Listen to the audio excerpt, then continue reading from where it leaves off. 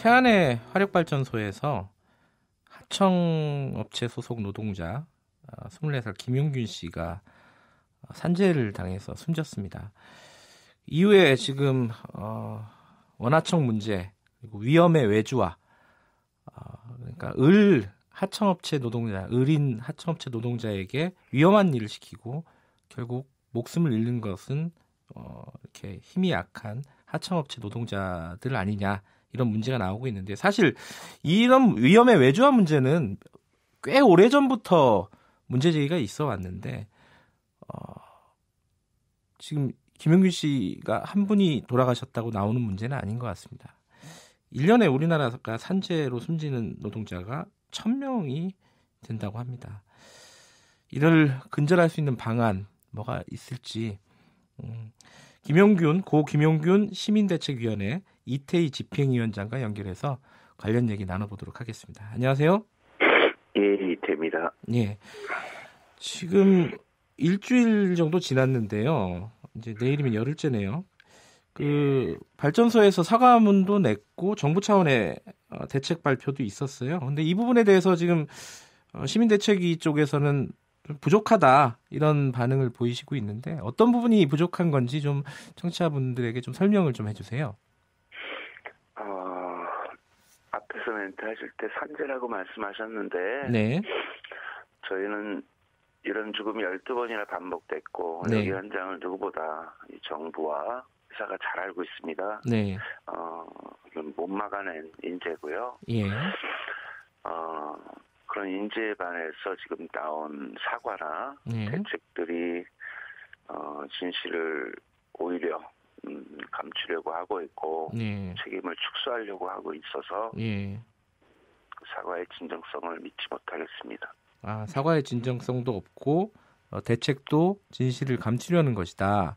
예, 그렇습니다. 그럼 대책 중에 어떤 게 포함되었어야 한다. 뭐 이런 생각을 갖고 계신 게 있나요? 앞서 멘트처럼 가장 중요한 거는 네. 왜 이렇게 죽음이 반복될 수밖에 없었는가? 네. 왜 비정규직들만 죽는가? 그 대책이었어야 됩니다. 그래서 죽음의 외주화 문제 반드시 거론됐어야 합니다. 예.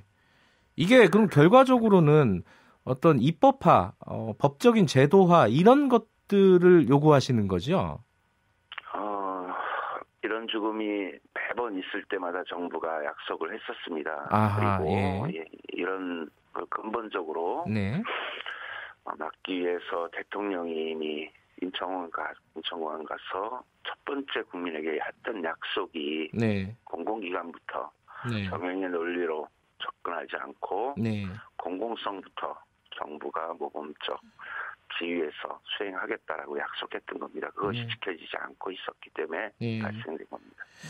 지금 그 태안 화력발전소도 마찬가지지만 발전회사에서는요. 이런 비정규직화 얘기가 좀 진전되는 부분이 전혀 없었나요? 지금까지?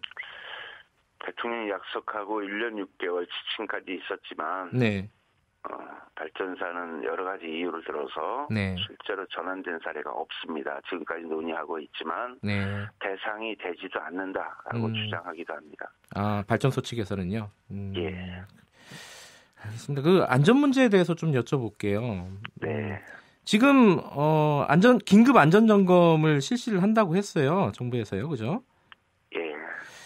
어떤 부분이 가장 취약합니까? 안전으로 따지면은 어떤 부분에서 뭐가 잘 안 지켜지기 때문에 뭐가 없기 때문에 혹은 이런 사고가 자꾸 발생하는 거죠?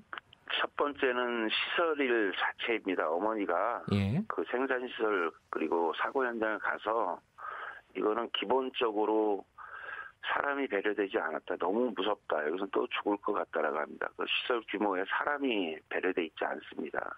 그리고 하청 비정규직 문제가 가장 근본인데 정규직들이 일할 때는 정부 정책이나 지침 2인 1조 같은 거 지침이 내려오면 수행이 됩니다. 수정 요구하면 됩니다. 그런데 비정규직이 일하는 이 조건에서는 하청을 통해서 원청까지 가야 되기 때문에 하청사한테 얘기할 수밖에 없고 하청사는 원청을 눈치 보기 때문에 걸러지게 됩니다.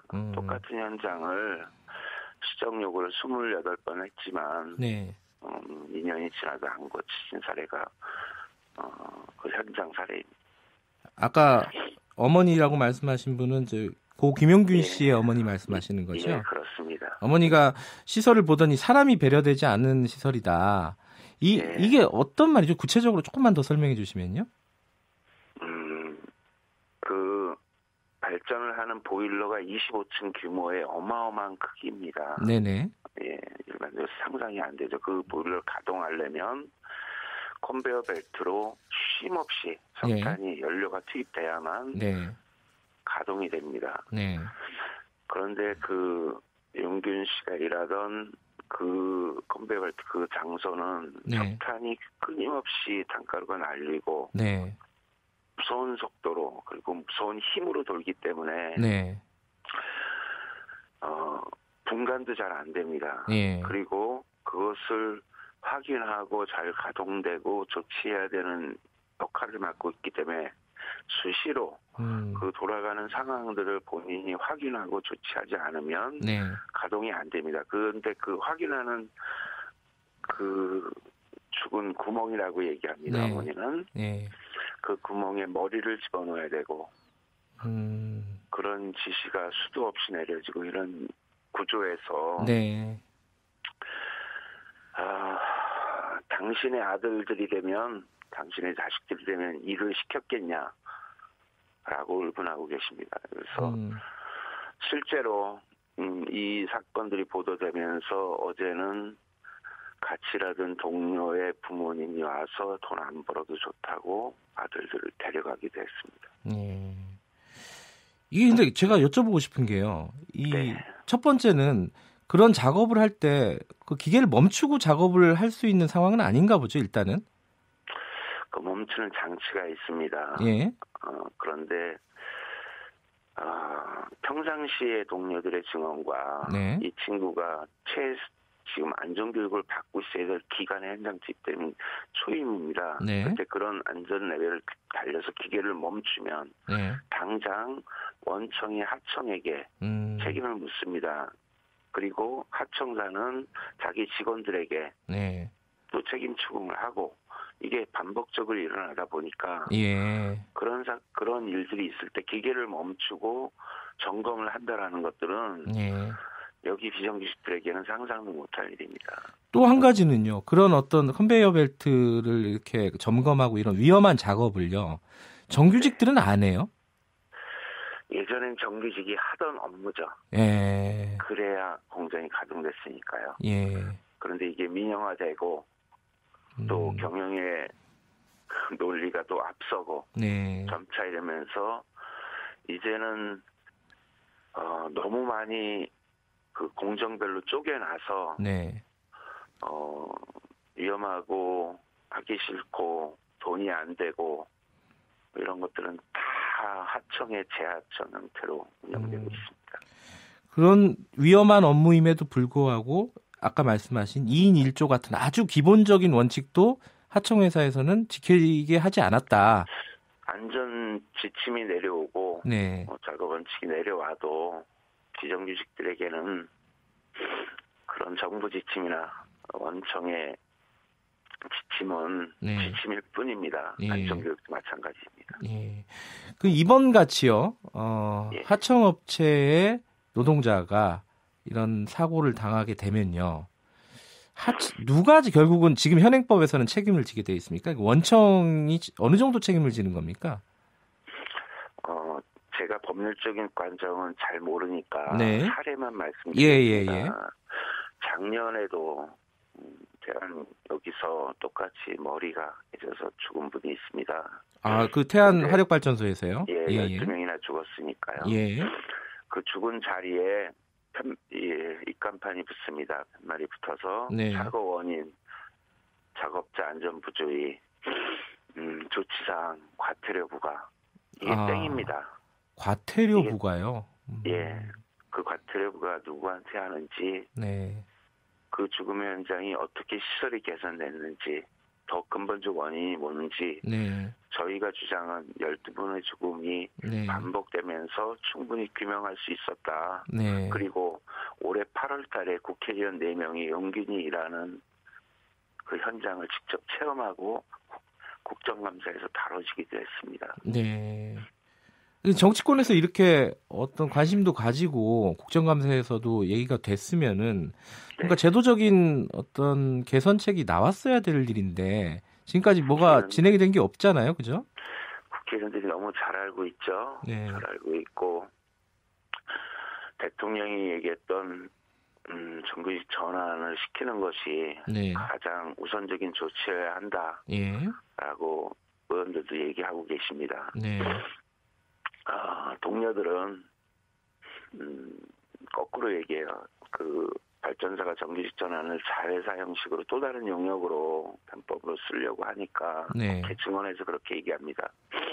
정규직 안 시켜도 좋으니까 죽이지만 말라고 네. 그렇게 증언한 게 10월 달입니다. 올해 10월 달 채 2달도 안 된 상황입니다.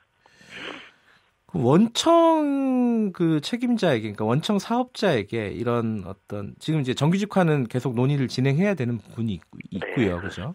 또 원청 사업자에게 이런 산재가 발생했을 경우에 사고가 발생했을 경우에 책임을 강하게 묻는 법안이 마련되면 그나마 좀 사정이 좀 나아질까요? 어떻게 보십니까? 많이 나아질 겁니다. 실제 12명이나 죽음했지만 네. 태완하력 이 원청사는 자신들의 직원이 죽었기 때문에 무죄 사업장으로 선정됐습니다. 그래서 올해 산재보험과 관련된 세금을 100억 이상을 혜택을 받기도 했습니다. 네. 원청은 아무 책임이 안 지는 구조죠. 그러니까 이 사고에 책임을 지지 않았고요. 그래서 저희는 이런 중대재해가 발생되면 사업주 반드시 강한 처벌을 받게끔 법으로 제정해 줄 걸 요구하고 있습니다. 지금 시민대책위에서는 앞으로 어떻게 이 문제들을 좀 공론화시키고 하실 예정인지 좀 뭐 진행된 상황을 좀 알려주세요. 예, 대책위와 같이 어머니가 가장 먼저 요구하는 것은 용균이와 같이 죽음에 노출돼 있는 동료들을 우선 거기서 빼야 되겠다. 그래서 지금 전체 10호기 중에 9호기 10호기만 서 있습니다. 태안화력발전소에서요? 예, 태안화력발전소 10개인데 그중에 2개만 서 있습니다. 나머지 8개도 위험이 노출돼 있다라는 게 어머니 생각입니다. 이거 당장 멈춰야 되고 대통령이 약속했던 국민 생명 지키게 했다라는 거 반복해서 못 지키고 있습니다. 진심어린 사과 요구하고 있고요. 명확한 진상규명이 돼야 됩니다. 그래야 처벌도 되고 재발 방지가 됩니다. 이거 요구하고 있고요. 관련된 법안 개정돼야 되고요. 비정규직 구조 때문에 그러니까 정부가 약속했던 정규직화 시켜야 되고요. 그리고 시설 안전 개선해야 됩니다. 이 작업을 할 겁니다. 이번 주 토요일 날 집회가 예정돼 있죠, 서울에서요? 예, 그렇습니다. 그 토요일 날 광화문에서 범국민 추모대 열기로 했다고 하는데요.